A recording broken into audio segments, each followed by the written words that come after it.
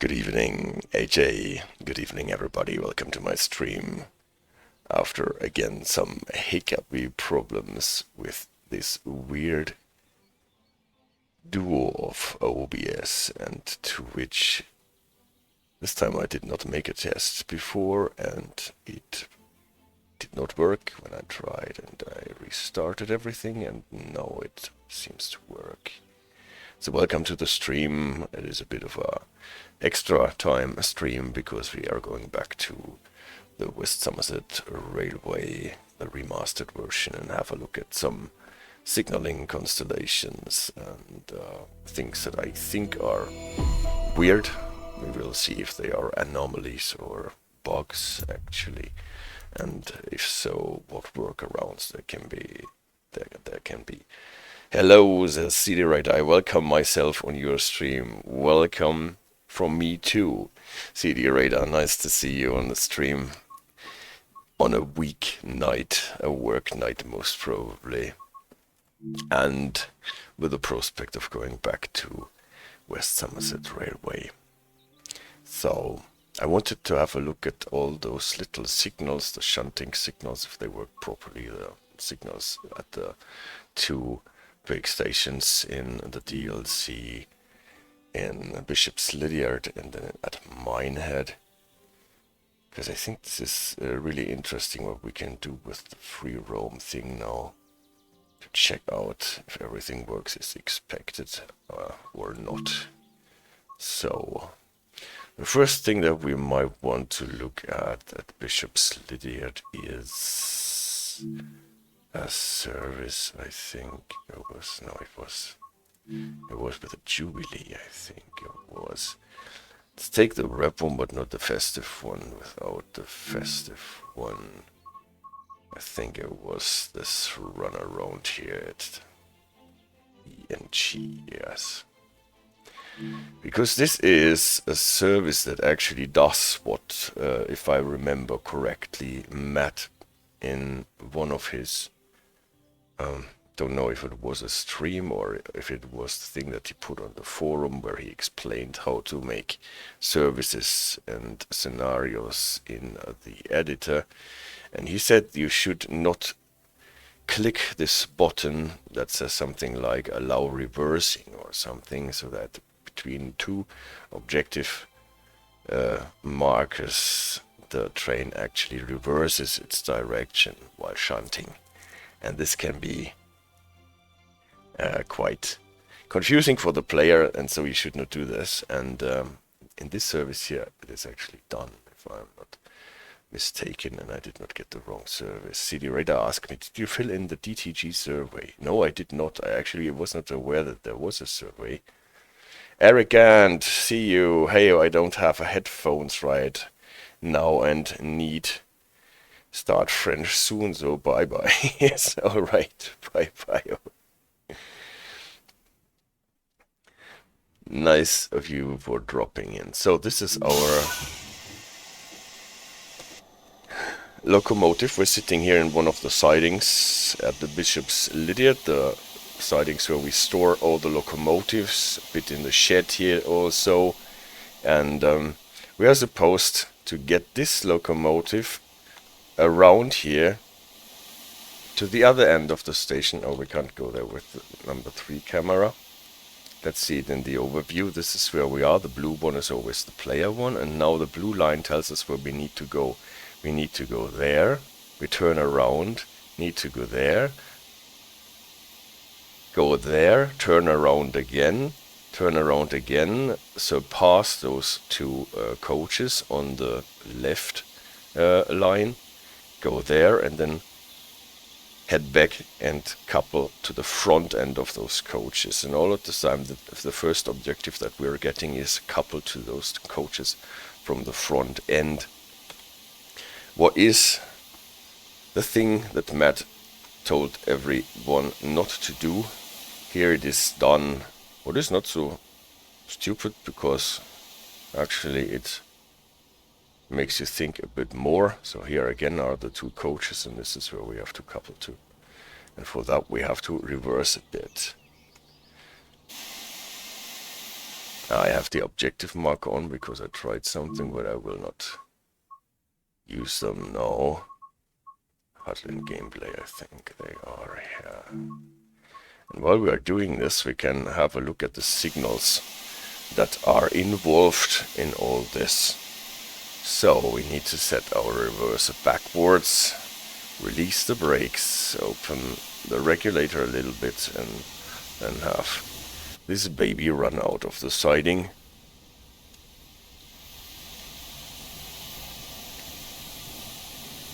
Passing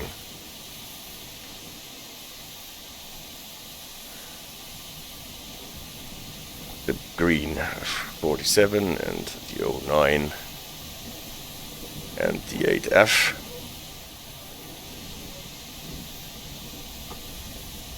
Always with 5 miles here.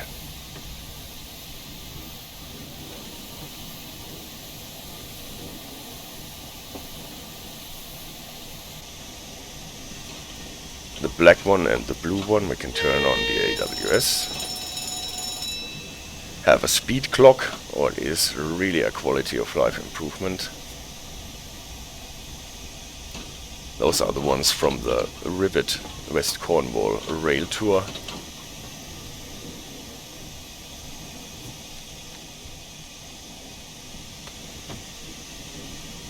And now we can already see not only are the switches not aligned, but also the game does not tell us that we have to stop in front of those cars that we see over there. We have to stop between the switch and the cars, so not couple to the cars, obviously not crash into the cars, and pass the switch so far that we can actually reverse and go to the switch towards the main tracks in the station. So what we see here on the left is a stopping board that should require us to stop and ask the signaler if we can go on. He said proceed at restricted speed. That makes sense in this connection because the track that we are going into is occupied. When we look here at this overview map, we can see that there is no red bubble turning yellow, so that this board here is actually just a dummy. There are some occasions in the game where there is actually a signal connected with this board that gets switched to yellow as soon as you contact the signaler, and the signaler tells you to proceed. And before that it is red, so that you can actually spat out. In the Brighton Mainline DLC, for example, I remember some of those boards being actually armed. Here it is not, unfortunately.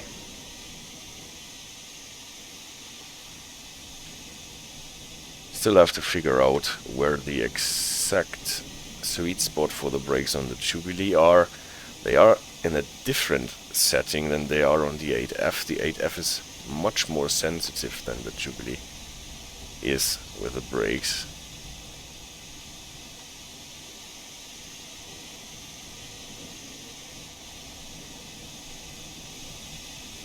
So, again without objective marker, we have to stop here before hitting those cars, and far enough so that we can set this switch on our own. Also the according switch is here. Also this one is already set. This signal is already set to yellow. This is why the signaler said proceed at restricted speed. And then we have to go here into the right track first, that is already occupied, but not pass further than here. You can see how the darker blue line ends before the lighter blue line. What is the platform color? before it goes on. Again, we have to turn around without the game telling us to do that. So for the layout of the station, to keep that in mind for what we are doing here and for how to understand how the signals work, we have two main lines here. At the station area, they converge at the other end so that it is unidirectional here. We have full set of two main and two subsidiary signals for each line 1. That looks super convenient. We have at the same time two starter signals, each for one line. Here is an intermediate one because there is one little siding coming in from the right.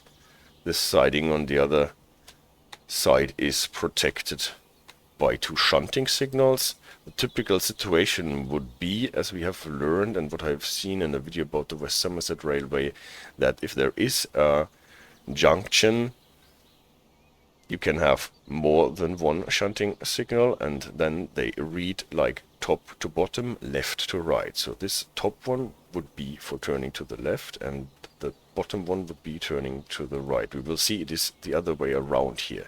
If this is an anomaly, that is how it is in real life, I don't know, but we will see this is just the other way than you would expect it according to the national rail rules, and also what you can hear applies to West Somerset Railway.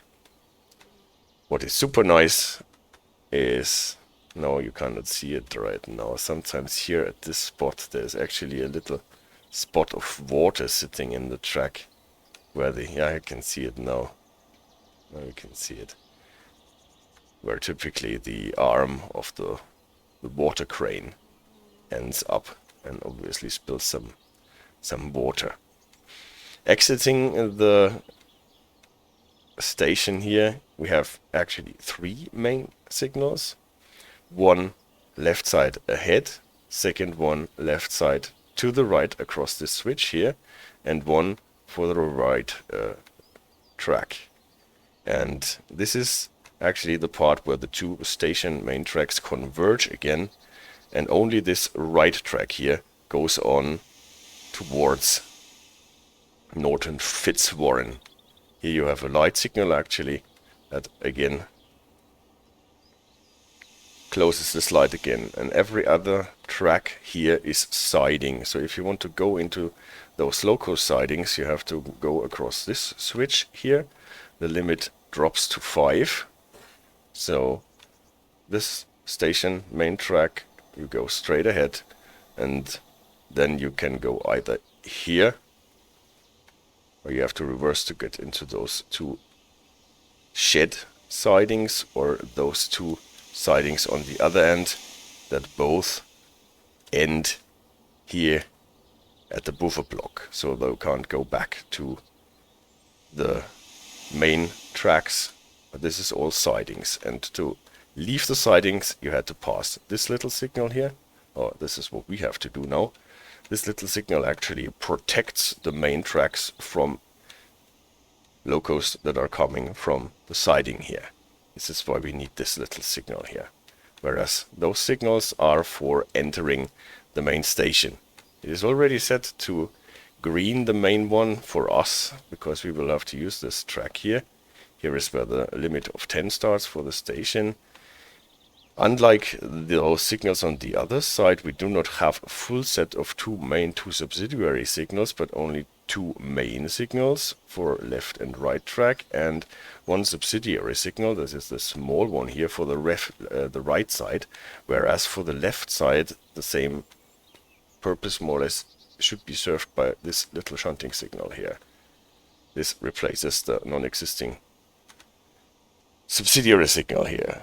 Yeah, oh so modern, CD Radar says. This is super modern now. And then we need one signal still that protects this bay platform here. Bay platform because it ends in a buffer block in the station. And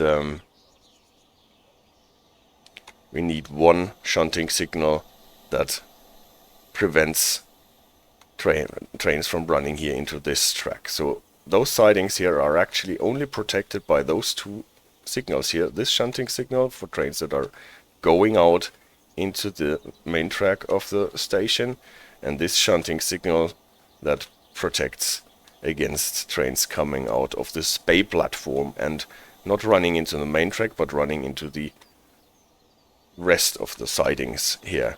There is a little derail also here, so the signaler can, if there is a train running out of the bay platform and there should be the problem of colliding with a train that is sitting on the other tracks here, he can derail this train by setting this derail in the derail position, and then the train would come to a bumpy stop here instead of running into the other locomotives that are sitting on this side. So even though this is quite a small station, we need a lot of signals to protect the sidings and the main tracks from the sidings. So as a general rule, we should always have signals protecting the main tracks. The main tracks should be signaled in every direction, in every possibility, and their sidings do not need to have signals for every possibility and every way that can be done on the sidings, but you need some signal that protects trains from the sidings running into the main tracks. And this is that one here and that one over there. And for the traffic in the sidings we can have, well, lesser signals like this stop board.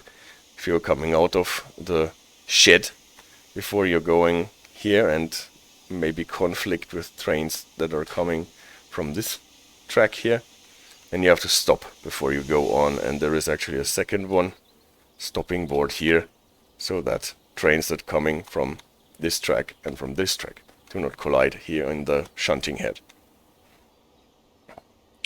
CD Radar says somebody thought that destroy shed is better than train crash, and that shed failed to another loco. Yeah, that is actually the idea. Well, the good thing is that the train cannot be that super fast, so maybe this is a kryptonite fence here that actually protects the shed from the train running in. Well, supposedly those derails are supposed to work in a way can actually activate this derail. We can test it later if it actually derails the train, but unfortunately the game ends then. And they should derail the train in a way that it just poof comes to a rest in the track, that it cannot go on, it does not topple over, or at least it is not supposed to topple over, and well, does not destroy the shed. Alright, so let's go on with our service. Unfortunately we got some fog, so that we can't see the signals that nicely anymore. But nevertheless, we will get around.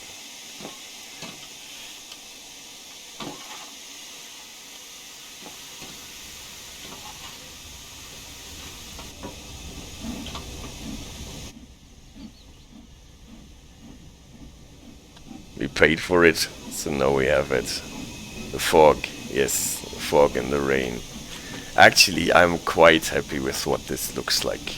The fog and the rain and everything really looks nice on this remastered version. I hope this is how it's gonna be.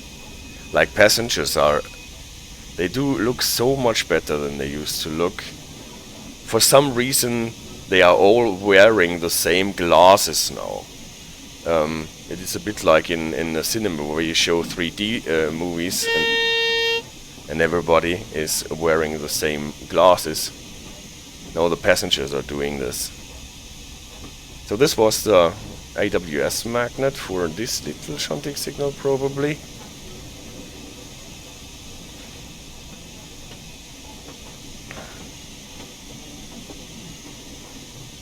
And now, don't get fooled by the countdown, the yards countdown. We are not supposed to go to those coaches because this is the wrong end. We are not supposed to couple to this end, but to the other one.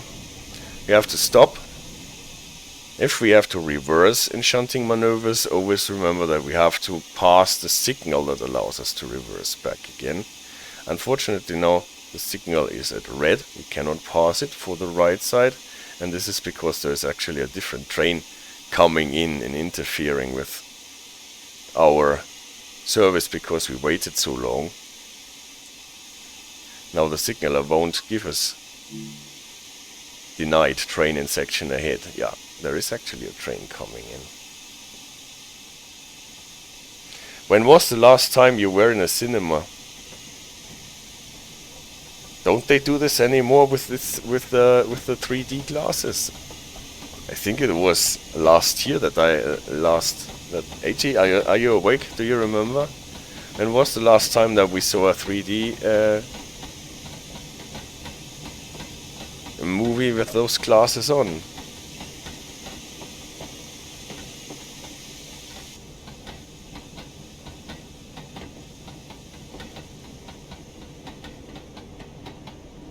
And see, they all have the same glasses.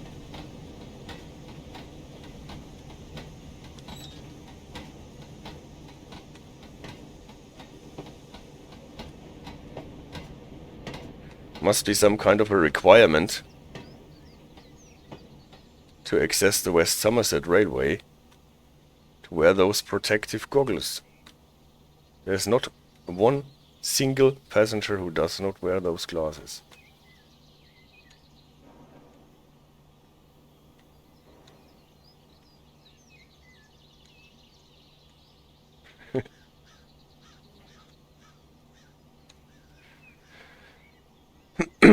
So maybe we can go now, because this train, obviously it's occupying now the part that we are supposed to run on. But now our signal here, the right one for going the right way, is now set to green.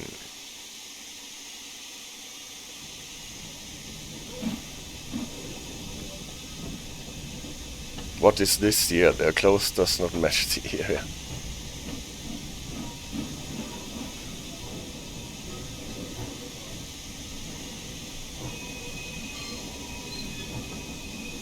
Also, there is another train who wants to go into the station, but they have to wait.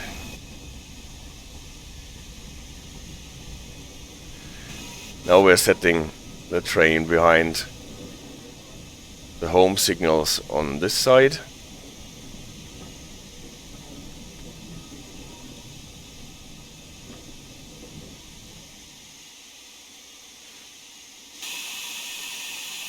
They are all on, denied train in section ahead, so we have to wait for the train that just came in to pass, and the other train still has to wait. But look at this AI drivers here, yeah? They got an open signal and they are just waiting here without any signal to go ahead. Why the dispatcher in the first place set this signal here to open, I have no means of knowing. Should not have opened it, because the coaches that we are supposed to couple are still on the right track, and the freight train here is still sitting on the left track. Again, nobody is driving this locomotive. It's the West Somerset Ghost freight train. 2 brake vans. Well, and their clothes don't match the era. Well, all in all, I have to say they look much better, the passengers now. They are wearing now jackets because it is raining. If it is hotter, then they are wearing short sleeves and stuff. But for whatever reason, they are all wearing the same pairs of glasses. In the beginning of Train Sim World 3, I think they were all wearing those baseball caps, regardless of whether they were wearing suits to go with them or whatever. Now the baseball caps are a bit scarce, but the glasses are actually ubiquitous.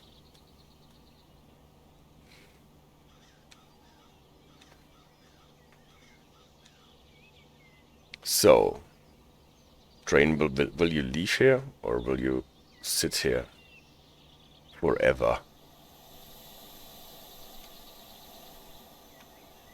Sometimes they have to sit there for 20 minutes or whatever. Then I would rather restart my service. I think this is what I will do. Signal is not even green. So before we get here more complicated stuff, then I restart the service and then we are back into nice weather. People will wear different clothes, but still the same glasses. I'm quite sure.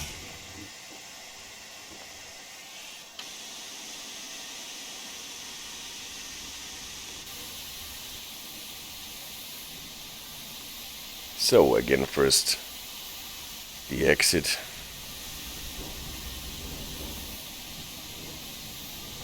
From the shed.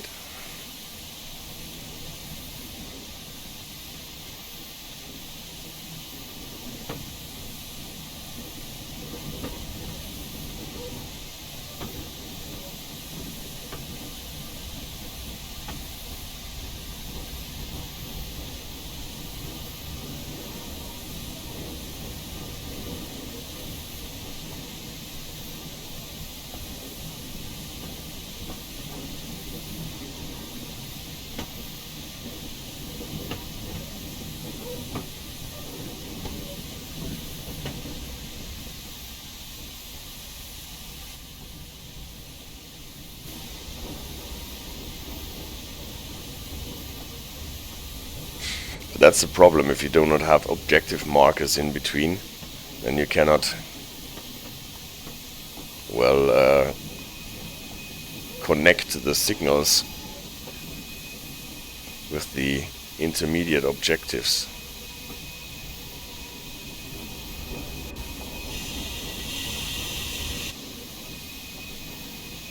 Again, actually, we would have to stop here. Ask for permission to go on. Even though this is just coincidental, the dispatcher is giving us a correct answer.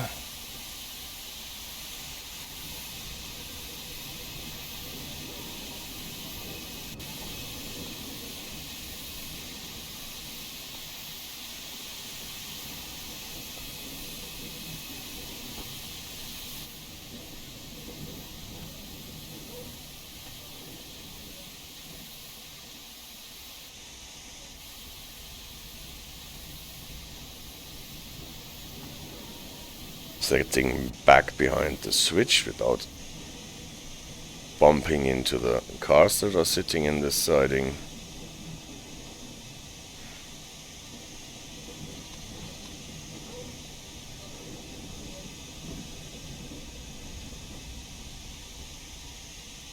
Did we go far enough? Then Hank can set the switch. Can contact the signaler and ask for permission to change our direction. What is something that you find in a lot of operating rules for shunting, that when you're changing direction, this is something that you should tell the signaler or yardmaster or whoever is in charge of those movements.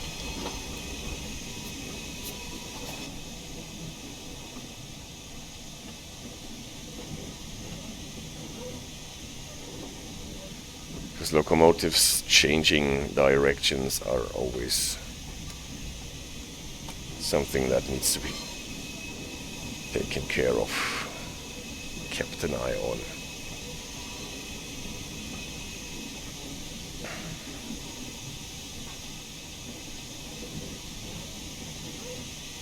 Home signals are all shut and on, while this little shunting signal that allows exit from the siding into the right station track is off, so that we can get in there.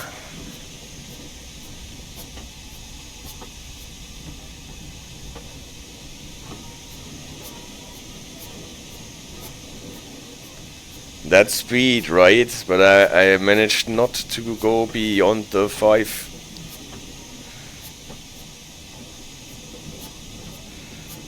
This is what makes this DLC so much like your Zen garden.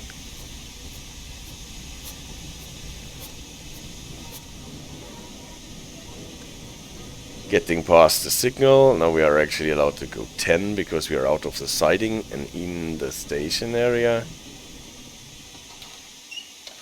Now where we want to reverse, signaler set the signal to go for us. In this direction there is only the main signal, the full-blown one.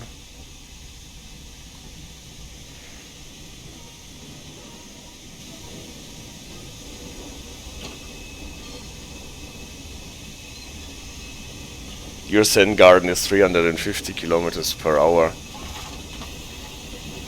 Your passengers are so lucky.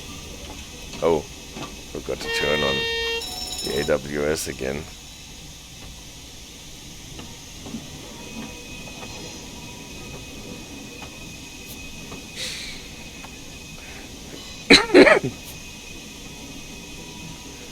Now we need to go beyond the home signal so that we can go on the leftmost station track.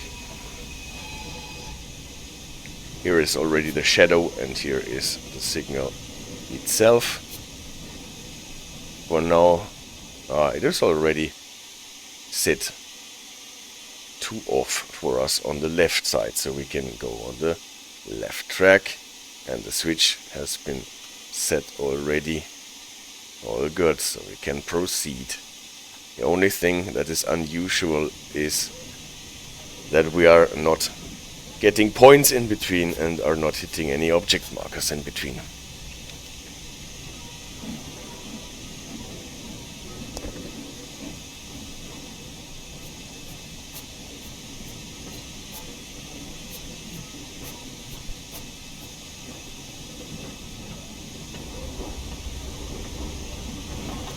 So, make use of the speed clock.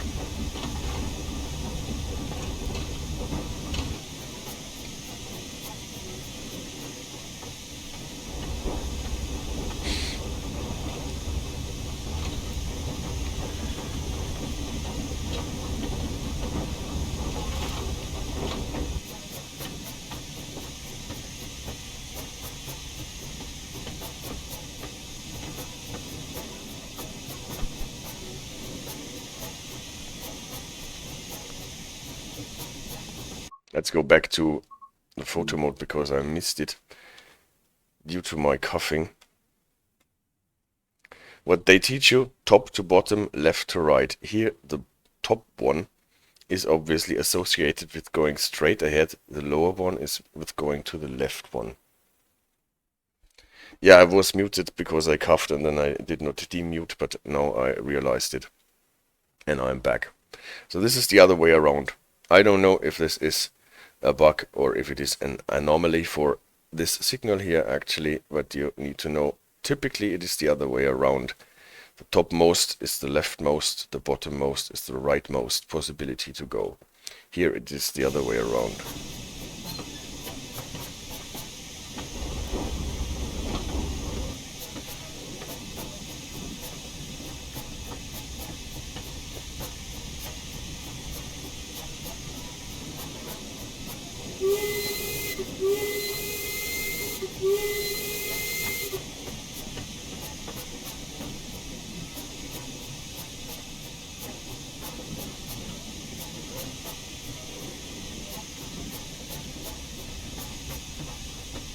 starter signal is at green.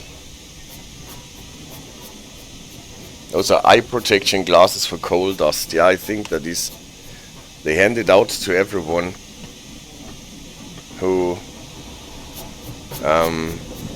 visits the West Somerset Railway.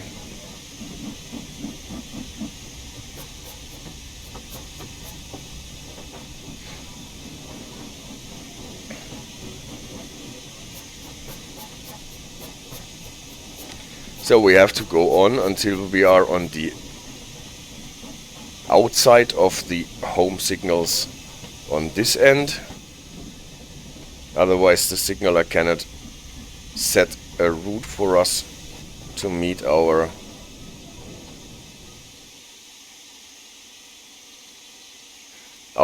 coaches. And now we are on the last step. We have to go to the left side and put our locomotive in front of those coaches here to couple to them. And this is a situation where we are entering an occupied track, where, according to my understanding of the rules, you would not set the main signal to clear, because the track is not clear. You're supposed to call on to go into the occupied track and connect to the cars, and for that you typically have this small subsidiary or additional or whatever signal you might want to call it that allows you to call on. And so typically I would expect this signal here to switch to green, to be tilted by 45 degrees, but we will see what the signaler does if we ask him to go in. He realizes that the track is occupied because it tells us to proceed at restricted speed. What he typically does if the signaler, the dispatcher, realizes that the track is occupied. Otherwise it would say proceed as signals indicate. But nevertheless, he or she sets the regular main signal that indicates track is clear, and it isn't. But not that one. So those signals, from what I've seen, are here, but they are not used, even if there is a situation where you would want to use them.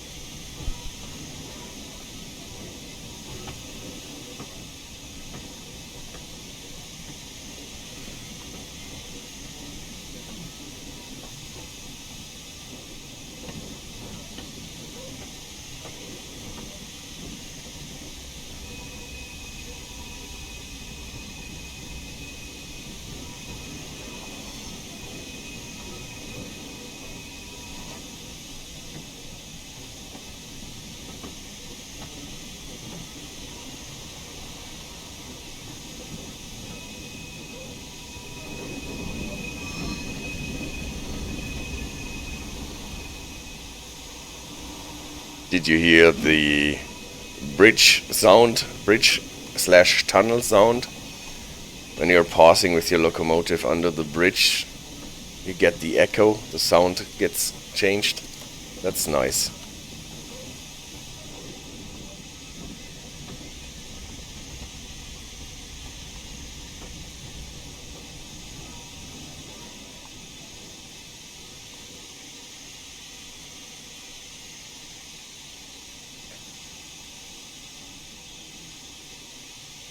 When coupling to those Mark II cars, or Mark I cars, sorry, never forget that you need to change the coupler type to hook when you're connecting with a steam engine. They are typically set to Buckeye, and you cannot couple to them with your steam engine. And funny enough, there are some versions of those cars where you can only click on those couplers and they change the type, and there are some where you have to slide Unfortunately, the buffers don't touch each other, but they just run into each other.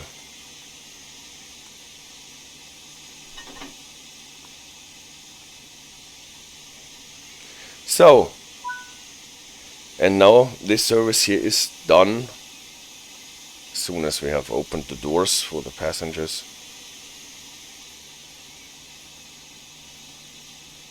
And they really cram themselves into those cars, at least at the front. Oh, but they...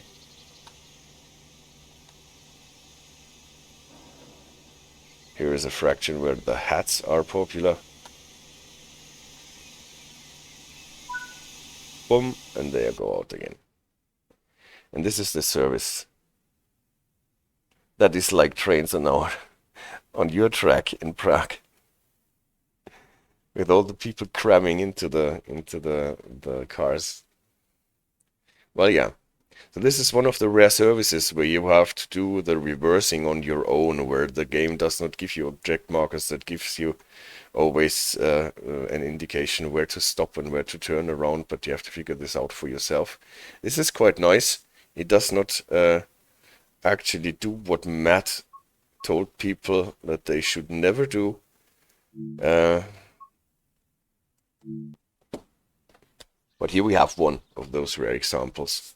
But it works, as we have seen.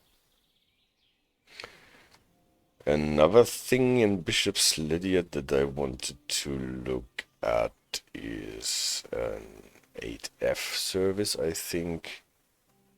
I mean, lots of people, but 2 carriages. Yes, that's what I thought that you said.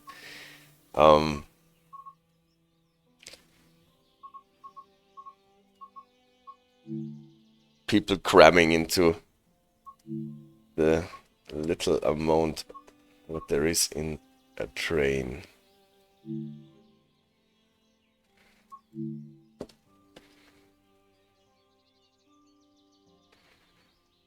One thing that you need to keep in mind with services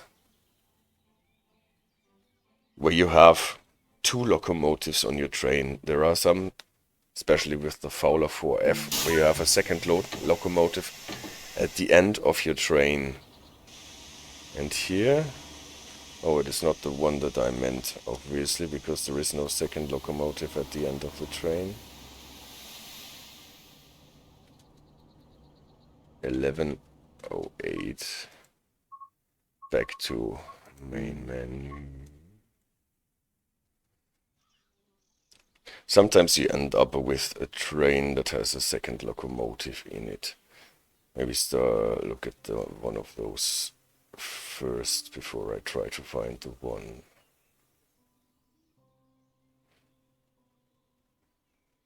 That did not work out properly. Should have made a note because I played so many in between. Maybe it was actually one of the 4F.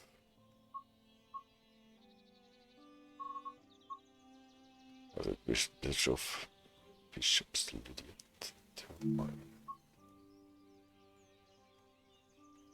Maybe it was actually this one.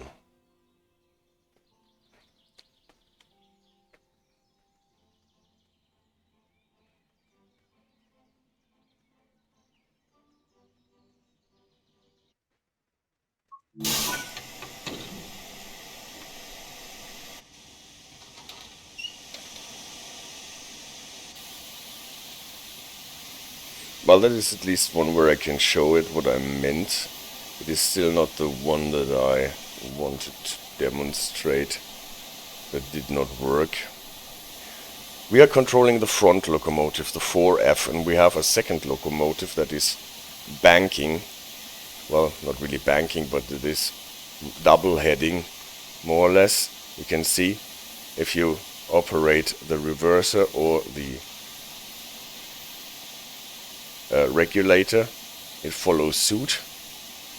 Only thing in situations like this is that you have to keep in mind that the second locomotive starts with its brake applied fully,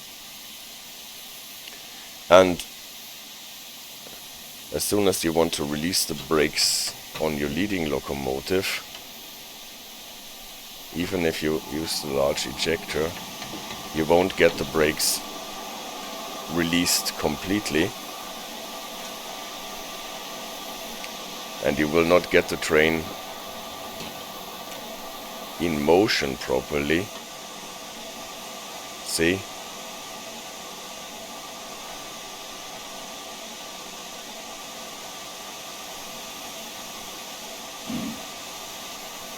Cannot get it working unless you use your external camera to release the combination brake, and then whoop, you can see how the brakes release. The vacuum is built up and the train runs. So that is one thing. Here you need your camera number 3 to release the brakes on the second locomotive, or you obviously can also leave your locomotive, hop on the second one and release the brakes there. CD Raider says, or like 2 trains in one. I like that idea where 2 railsheds are coupled for shared part of journey, but then they disconnect and each go to different directions. Yep. We have that quite a lot actually with Regio trains here in Germany. So, but where was this one service where you could not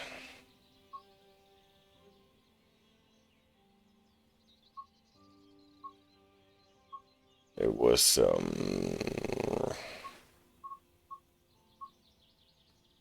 maybe this one. It was one where you have to set your locomotive in front of 2 carriages, and there is a it was the one where the other locomotive goes to Norton Fitzwarren, I should think.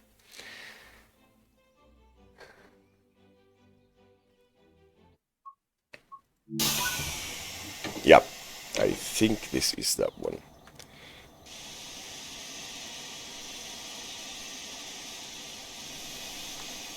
Actually, this is the locomotive that we are controlling. It is running backwards out of Bishops Lydeard, and you would think, oh, we have a second locomotive here at the end.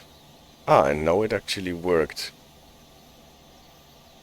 Because sometimes in this constellation, this locomotive here sits in the cars that are given here. Maybe it is a bit of random what kind of cars are spawned here, and if the cars are too long, then the locomotive spawns inside of the end of the Mark I coaches. At least I encountered this problem a couple of times, but if it is a random thing, then I cannot demonstrate it.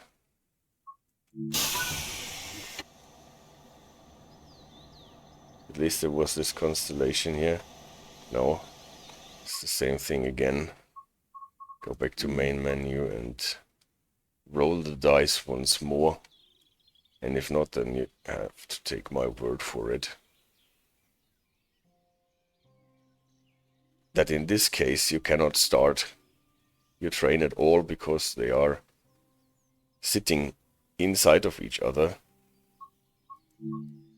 What I managed to do is to uncouple those vehicles, and then it was possible to disconnect it.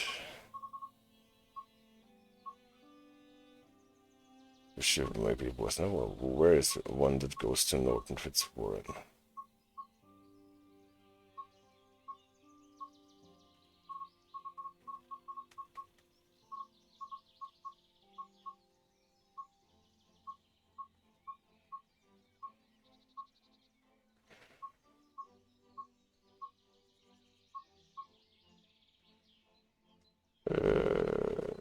I think then it must be this one.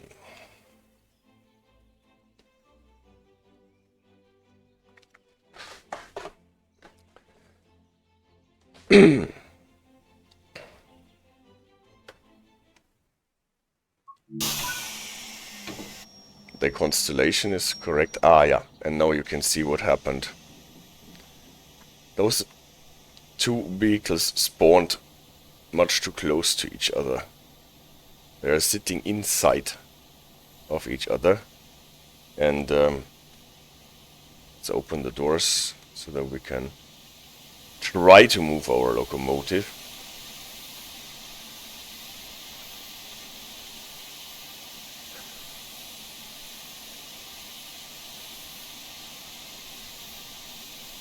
I know it's not the time, but just to demonstrate. Try as we might.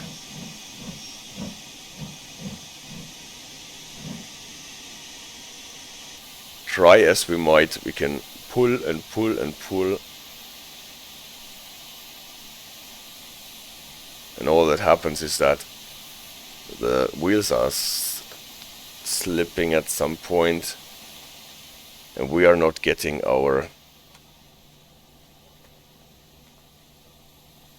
Well, people can enter through the open doors. They are sitting here in the vestibule area. And the problem is that this car is connected with this locomotive here. And this locomotive is not active at the moment. Even if you release the brakes here, it does not work, it does not move. And you can see it on the brake indicator here. We have a vacuum of more than 30 inches of mercury, what is highly implausible, because a perfect vacuum would be at 21 point something inches of mercury, and obviously you cannot have a stronger vacuum than the perfect vacuum, because no air is no air, and you cannot have negative air in your vacuum pipe. So a reading of 30 on this inches of mercury meter for the vacuum brakes is obviously not plausible for a working system, and this tells us that this locomotive here is, for whatever reason, not probably in service. And what worked was to fiddle about a bit here and find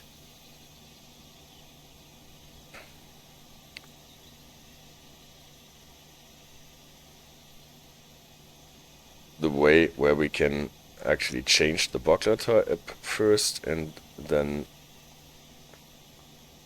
there might be a spot where we can couple those two thingies.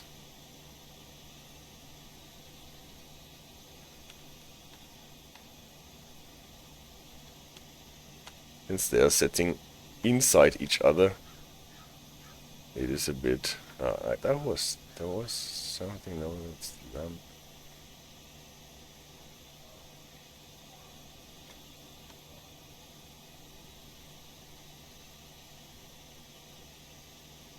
oh, come on.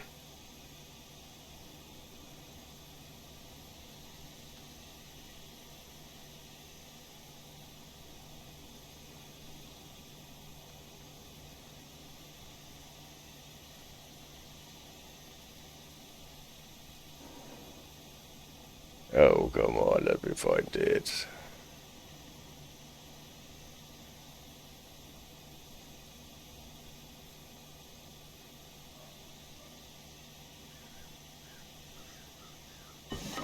Here. And then all of a sudden, this locomotive has a plausible reading on its brake gauge.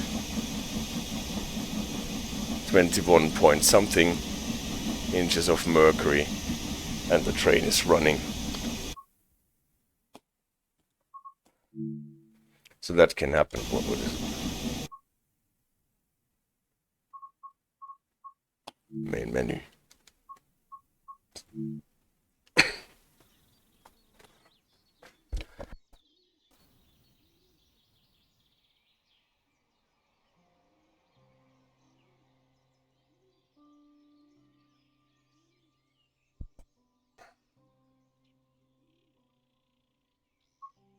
So, what I thought there was a bug actually is not a bug. I just did not remember how to operate those 09s properly and fell into a different bug. We will see how that happened. With the 09s, you just need to know that they spawn in a cold and dead state, so that you have to start the engine first. This is the one here in the shed, and since we are sitting next to other locomotives, we can already hear some noise, especially this Jubilee here is making some noise, and we can't see that this locomotive here is still dead. You can see it on the vacuum dial here that we only have 5 inches of mercury in the train pipe, even if we release it. But this is because this thing here is not running yet, so at the same time also the parking brake is applied. So if we want to make this thing move, we have to use the master switch and hold it in the start position until we hear the motor start or the engine start. Then we can let go of it, put it into on, reverse it to reverse, and we can release the vacuum brakes, and then we see, yes, actually the vacuum brakes released, the train pipe is at 21. We use the straight air brake for keeping the loco in place. Funny enough, this is one of the rare locomotives that has on the straight air brake an emergency setting. Then we need to release the parking brake, and then this thing can actually go. Oh no, I put it into emergency. That's what and then it actually runs. But not with throttle in 1. You have to go beyond that to make this thingy move. When I tried to do this, and I was not sure anymore how to start the engine on this locomotive, what I tried to do was actually go back and do the introduction to this locomotive that comes with the West Somerset Railway. And, well, this is where I actually fell into a real bug.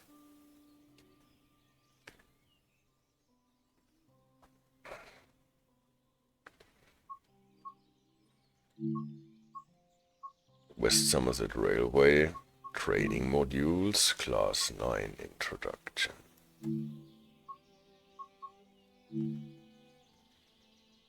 Let's see in what bug I fell.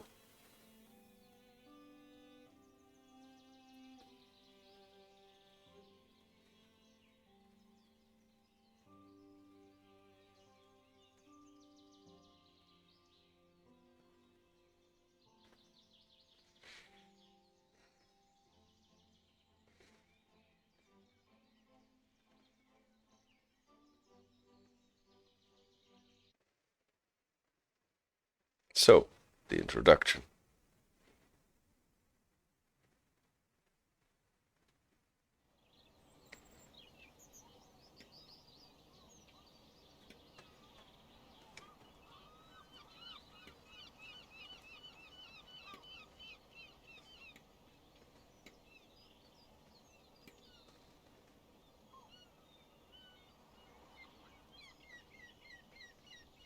This is a Class 09 diesel electric Okay, now it works. Interesting. Maybe actually someone changed it in the meantime. Last time I tried, I was spawning on the roof here and I fell through the roof and the whole level. And now obviously it got changed because we are still falling, but apparently from a somewhat changed position. So either there was a change or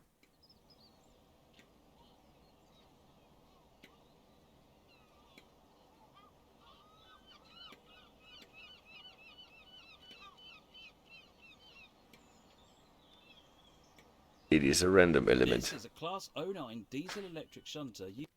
Well, if this was a bug last week, then it has been more or less fixed. That is good news. And now I think we want to leave Bishops Lydeard and go to Minehead. And look at one of the services with the 8F, I think it is actually the first one.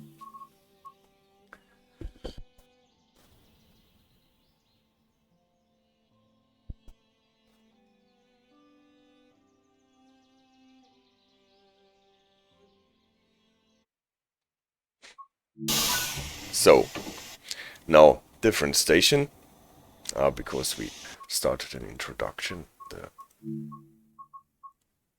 objective marker is on again. I don't want objective markers on. Always giving me the creeps.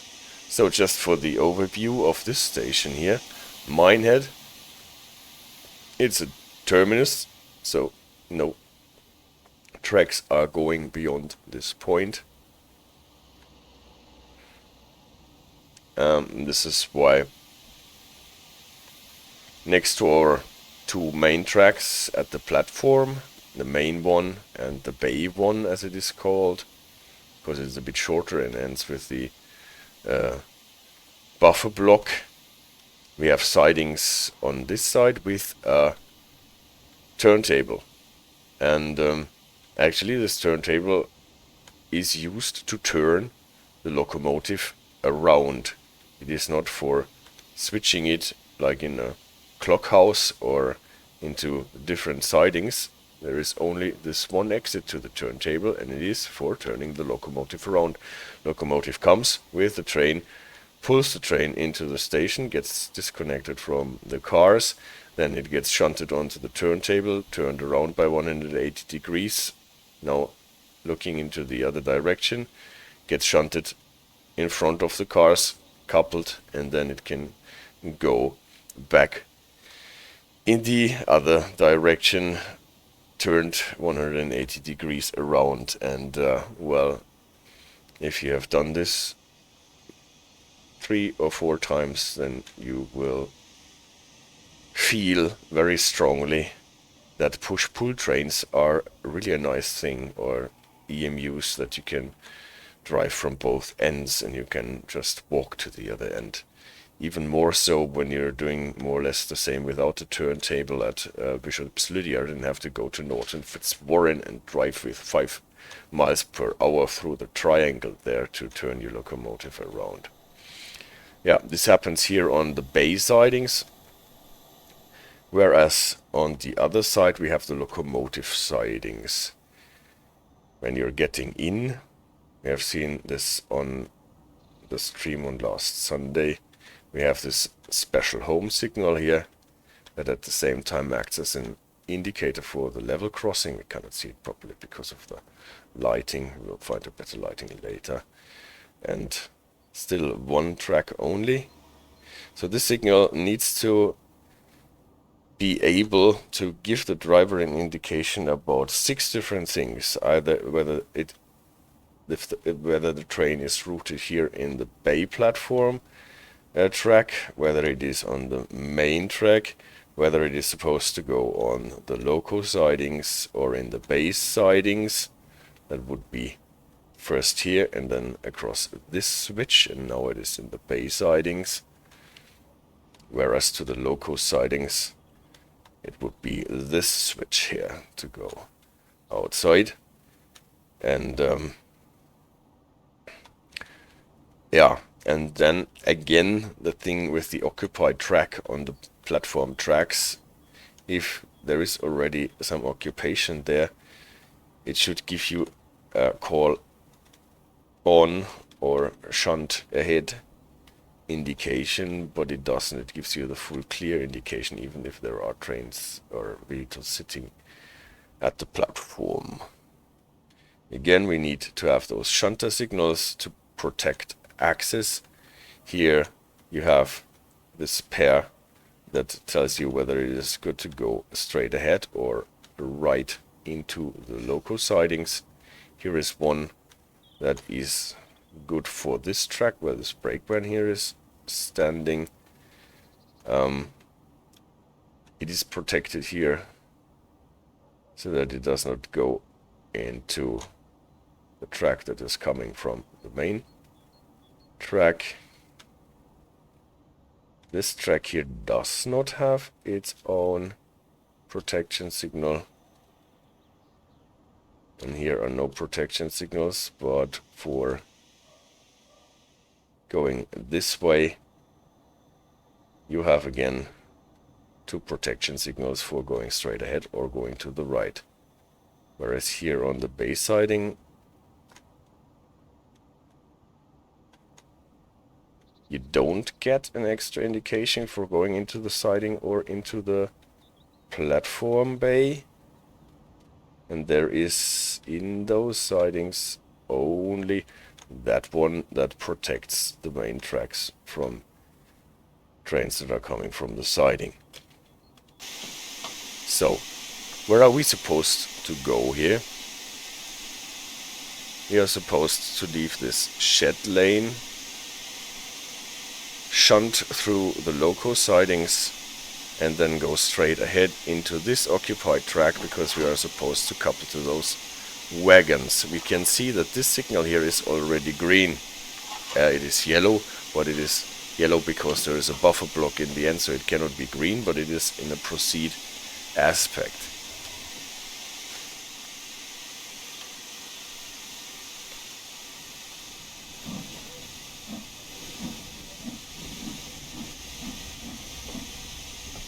Those sidings here allow 10 miles, so we don't need to do the 5 miles per hour Zen garden thing again.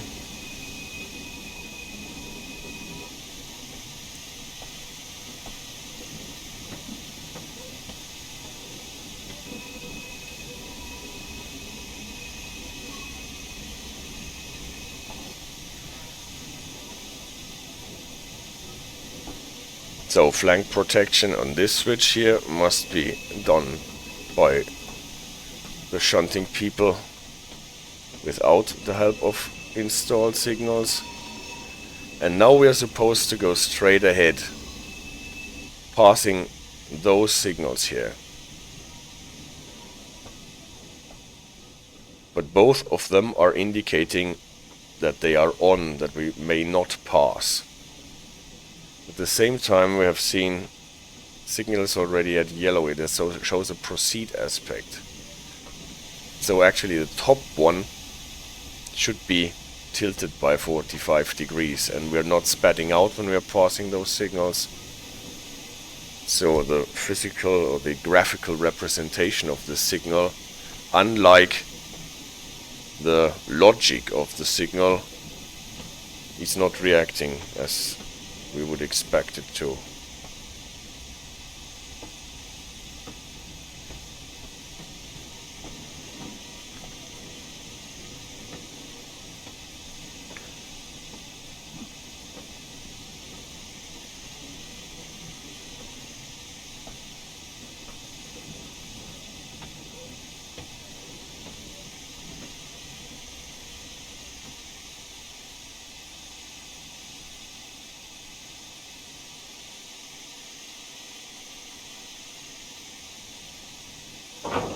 Wrong. That was a bit clumsy again. But it is only freight that we can bump in a bit more clumsy. So we couple to it, and now we are supposed to go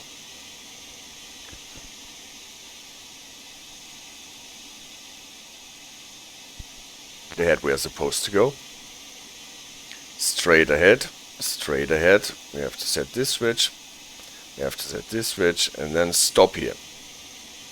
This is, so let's see if all switches are set correctly. Yes. Problem is, we see we have a signal here in front of our nose. That one, the single one, that should be tilted to allow us pass. and go out.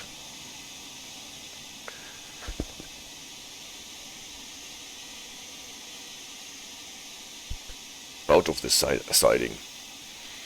And I tried to pass it anyway. It is actually working as supposed. If you try to pass this one, you spat out. Let's ask the signaler. Denied, he says. Check switches. Alright, that's what I did. Let's do it again. Switch is okay. Switch is okay. Switch is okay. All the switches until we get to our stopping position are okay. Still the signal is not set. Signaler is obtuse. He wants us to check the switches. Well, to spoil it, there is a switch behind our stopping position that is somehow factored into this, and it is straight ahead. It would lead us to this car that is sitting there. We can set this switch so that we go into this shunting head here, and all of a sudden the signaler is happy. No, he is not. Funny. He is not. Maybe we have to set this switch as well. And all of a sudden the signaler is happy. We heard it the moment that we switched it around. He opened our signal here for us. So even though those switches are behind our stopping position, we need to align it in a certain way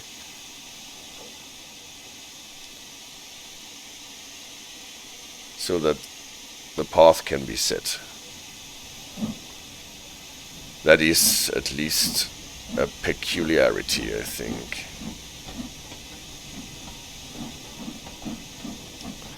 Maybe this is because the stopping position is so close to the switch that the switch is actually considered part of the path, or some other peculiarities. Oh. In the pathing system cause this to happen.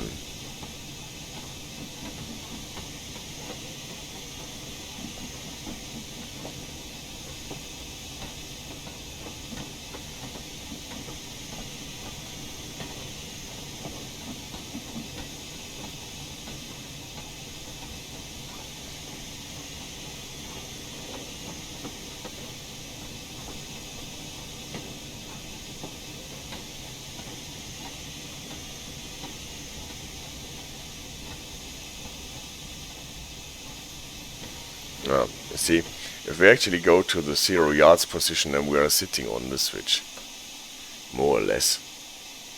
So maybe this is why we are supposed to set this path to the shunting head for the main platform. Or otherwise we won't get a clearance from the dispatcher here.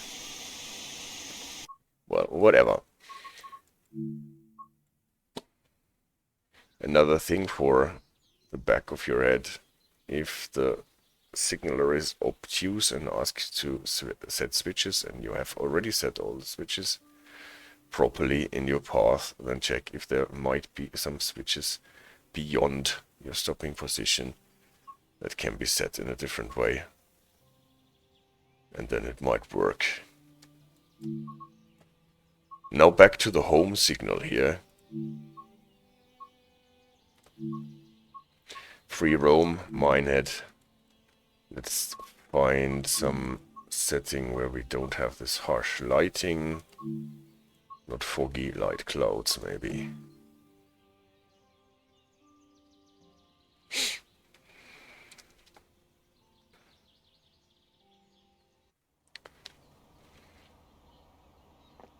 And because I don't want to walk, I just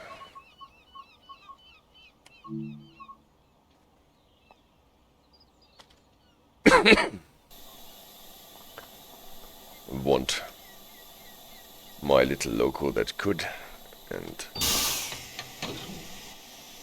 use it to get to the other end of the home signal. Obviously we need to set a path, otherwise we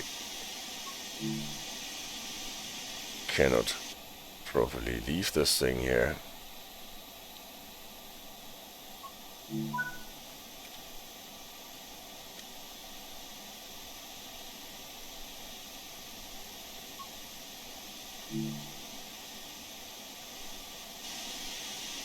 Here, exit signal cleared for us.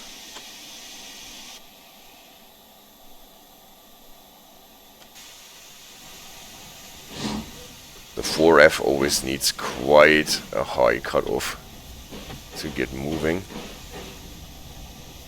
Unlike the 8F or the Jubilee, they start with lower cutoff values. It took a while actually to set this signal to off, because also the exit signals are connected with the level crossing, and it takes some time to go through the level crossing proceedings. So I don't care about the speed limit here, because it is always so long to get to the other side.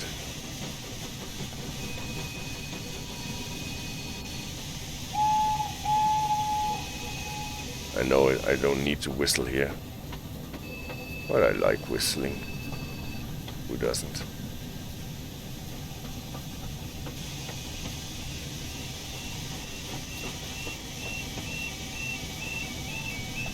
So in real life this signal actually should be able to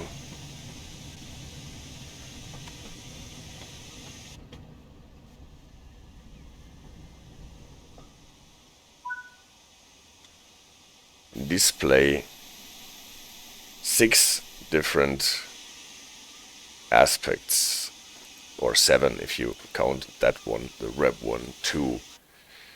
One for sending us on the main platform, one for sending us in the bay platform, one for sending us in the bay sidings, one for sending us in the loco sidings, and then one for sending us in an occupied main, and one for sending us in an occupied bay. And occupied main and bay should use those subsidiary position lights here, together with the red one. Not the yellow. A green we will never see, because it is a terminus here, and since all the tracks end in a buffer block, the best aspect that we can get is a yellow. For going to the bay platform we will get the feather.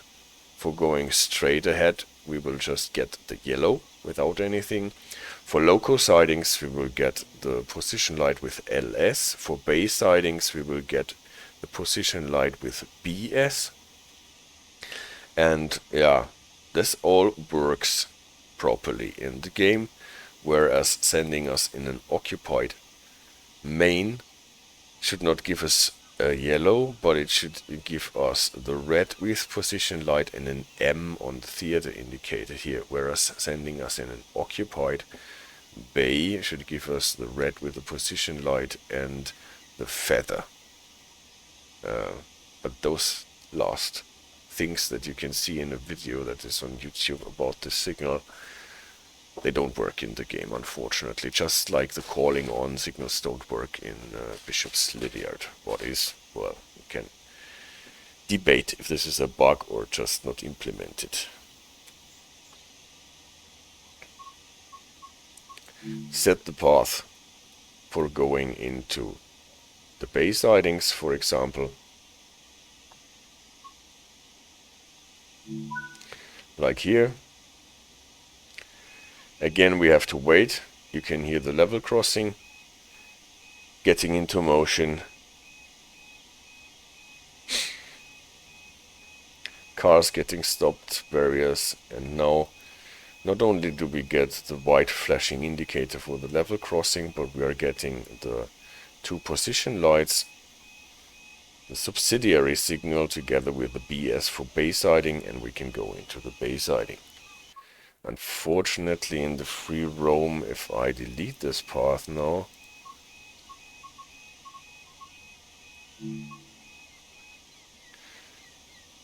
we get the barriers open, level crossing is disarmed again, but the signal does not get reset. It just gives us a proceed aspect, not really, but the position lights that allow us to go on, and this with an open level crossing is obviously a highly dangerous situation. Let's see what happens if I send the train into a different path. If I want to send it to the bay platform track,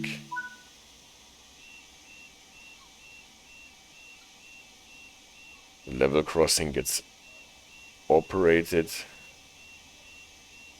barriers are closing, and the signal does not get reset again. So unfortunately, if we want to go through all the possible indications that the signal can do, we would have to do the free roam thing a couple of times, or just actually drive past the signal.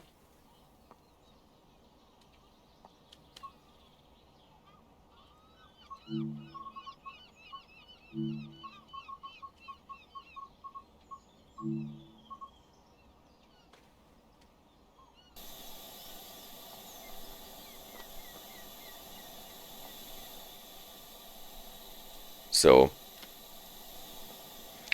to show this thing with the occupied track, maybe, well, I move this locomotive backwards a bit before I spawn a train.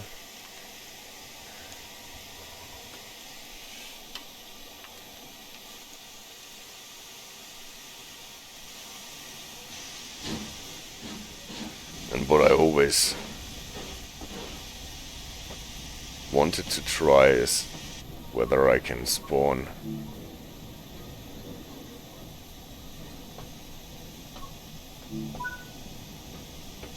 I cannot spawn with the external camera, can I? No, then I will contact the signaler instead. So then stop the train here.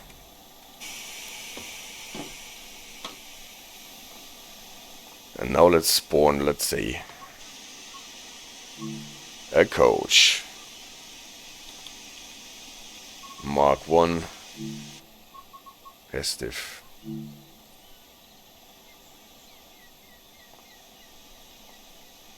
Oh, it's the festive variant.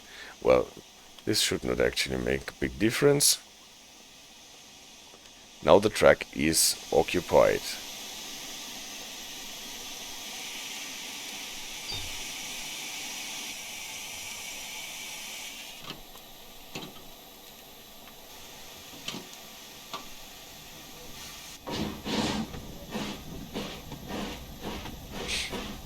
By now the signaler managed to get our starter signal to off. Cars have to wait at the level crossing.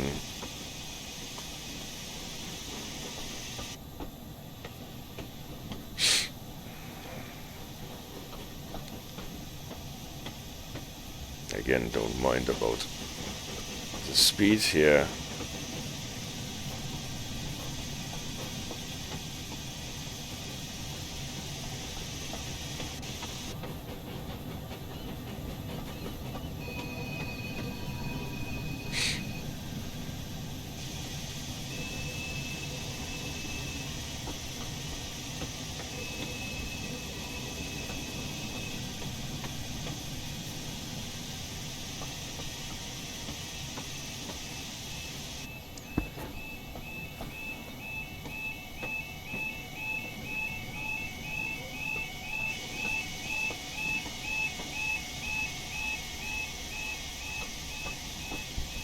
Look at the scenery, this is really, really, really beautiful.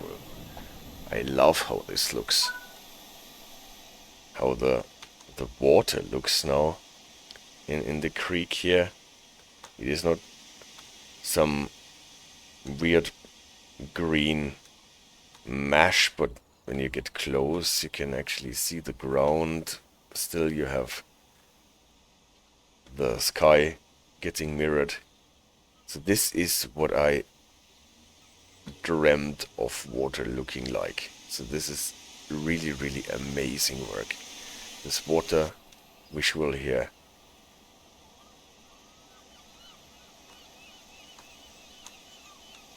Is bombastic.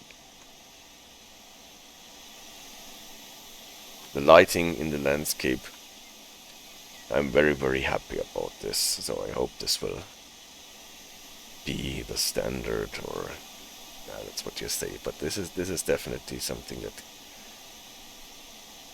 that makes you look forward to more routes using this time of day system. So, but why did we go here? Because I wanted to demonstrate that if we send this train here to this coach to couple up, for example, then we should get a call ahead signal. Red, white position lights and the feather. Occupied bay. But we are getting the normal signal just as if the bay platform was not occupied. Yellow with the feather. Feather you can only see very faintly here. Just like all the other white lights in this signal, but nevertheless. It is on, it is sending us to the bay platform with the yellow proceed aspect instead of red with position lights. And this is obviously something that is in this DLC throughout, that we do not get any call-on signals in the signaling system that is used here, unfortunately. The dispatcher knows that the track is occupied. No, he doesn't. In this case, he does not. He says proceed as signals indicate. In Bishops Lydeard he said proceed at restricted speed. Here he doesn't do it. Even though in the blue, no, actually, oh, that was not a good example, because we set the path before we actually hit the coach. That should not make a difference for what the signal is telling us, but the dispatcher actually does not know that the path is occupied by something. No, whatever.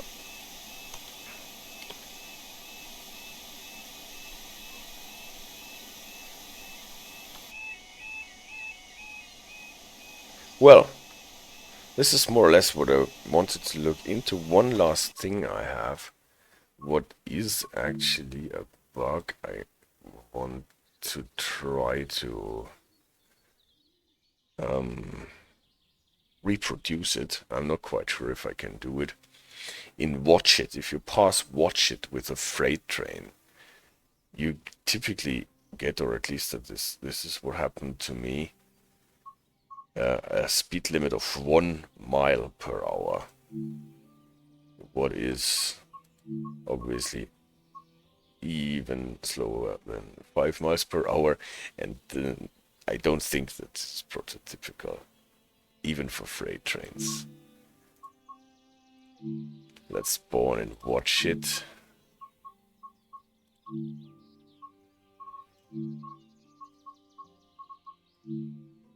And let's see if we spawn a freight train there. If we get thrown into a freight train speed schematic, or if we are treated as a passenger train. I actually don't know how this works in free roam. What speed parameter you are getting assigned. This is Watchet. We all know Watchet. We all know and love Watchet. I think we can start here. Here's a unidirectional line, yes. And spawn a freight train.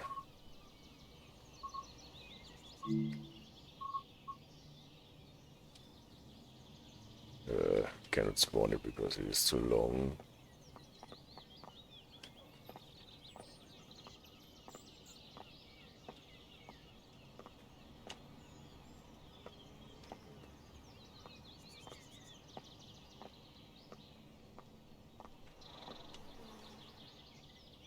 Well, does not want to have this long train here.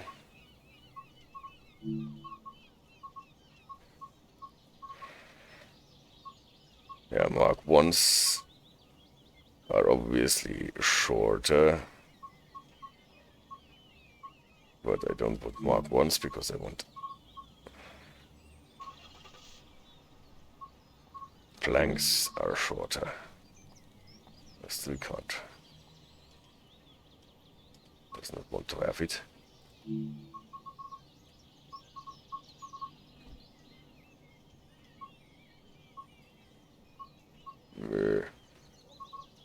Does it work better with the 8F?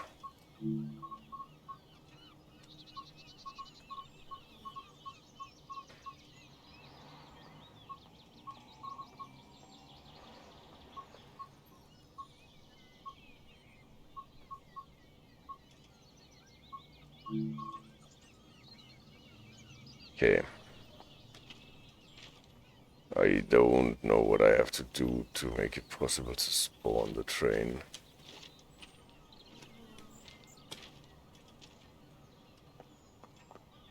Whether I can spawn it outside.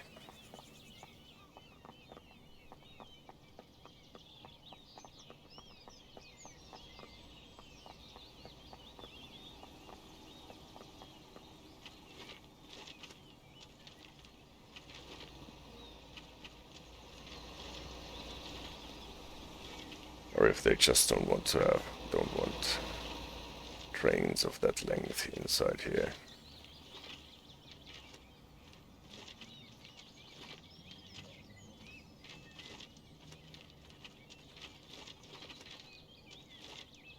Well, it can't be the length then. For some reason it does not want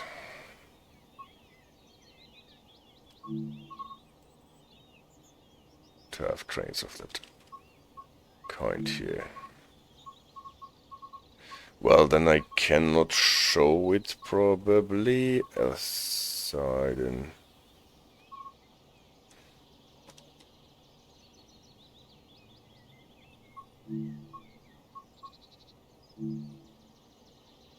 Oh, it doesn't want me to spawn those cars.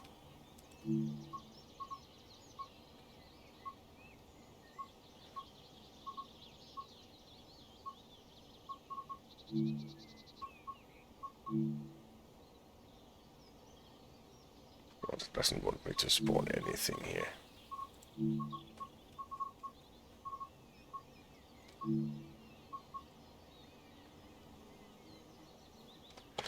Maybe the problem is that when I try to enter in the timetable mode, that the track is occupied all the time and blocked for a different train so that I cannot spawn anything here. So I can try the free roam. I'm not sure if I went into free roam or on foot.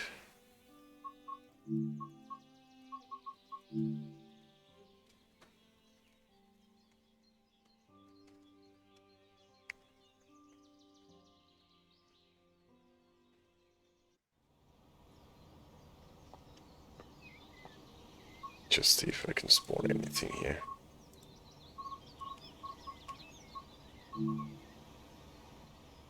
Okay. At least the loco I can spawn. Can I spawn it? Mixed freight. Aha. Maybe that was the problem.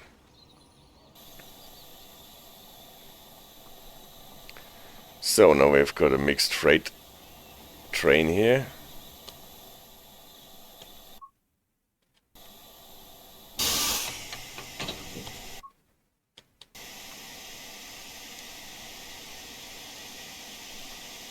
Let's set a path for this thing.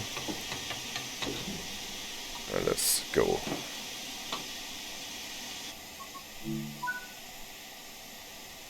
To Donnyford Halt. And in this case, it still looks as if everything is okay.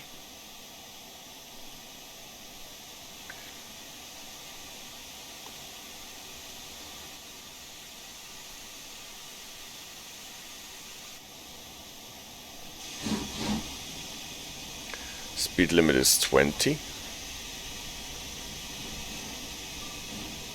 And at the sign over there, it should drop to 10 for the level crossing.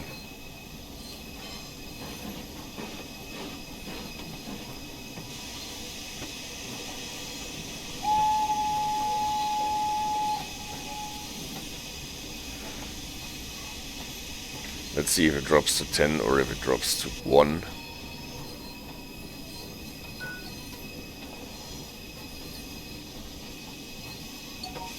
Oh.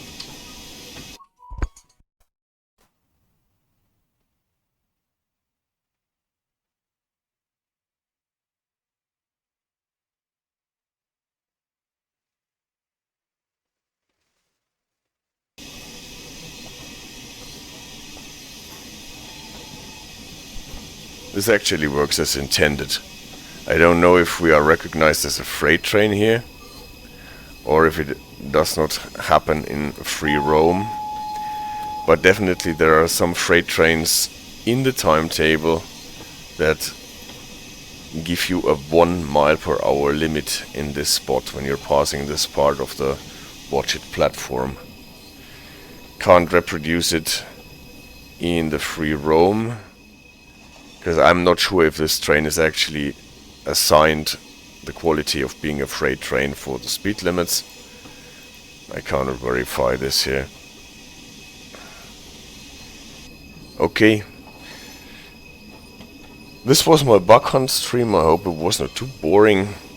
I took some time to look into things and how they work, and maybe we can discuss if this is a bug or an anomaly or actually the way it is supposed to be. At any rate, I'm super happy that they released this remaster of this route. It looks extremely beautiful. It is fun to drive with the steam engines. So thanks again. Liam, I think, is the name of the guy who did most of the work for it. This is really, really a pride project. You can be very proud of. Or on. I don't know.